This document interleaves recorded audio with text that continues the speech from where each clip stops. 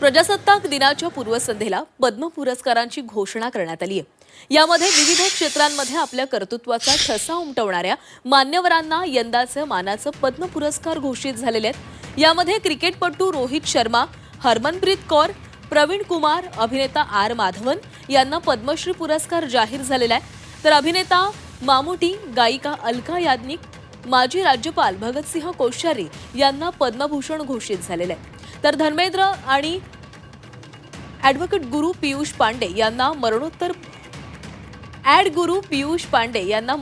पद्मभूषण आणि सतीश शाह यांना मरणोत्तर पद्मश्री जाहीर झाला आहे।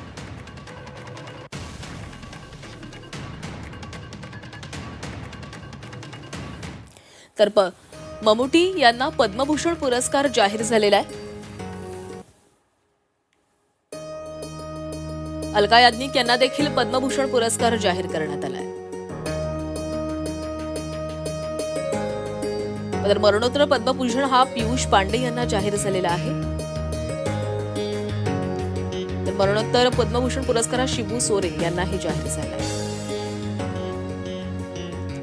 भगतसिंह कोश्यारी यांना पद्मभूषण पुरस्कार घोषित करण्यात आलेला आहे। विजय अमृतराज यांनाही पद्मभूषण पुरस्कार यांना सन्मानित करण्यात आलेला आहे। अभिनेता आर माधवन यालाही पद्मश्री पुरस्कार जाहीर झाला आहे। तर सतीश शाह यांना मरणोत्तर पद्मश्री पुरस्कार घोषित करण्यात आलेला आहे। क्रिकेटर रोहित शर्मा याला पद्मश्री पुरस्कार घोषित करण्यात आला आहे। प्रवीण कुमार यालाही पद्मश्री पुरस्कार जाहीर झाला आहे। रघुवीर खेडेकर यांनाही पद्मश्री पुरस्कार जाहीर झालेला आहे।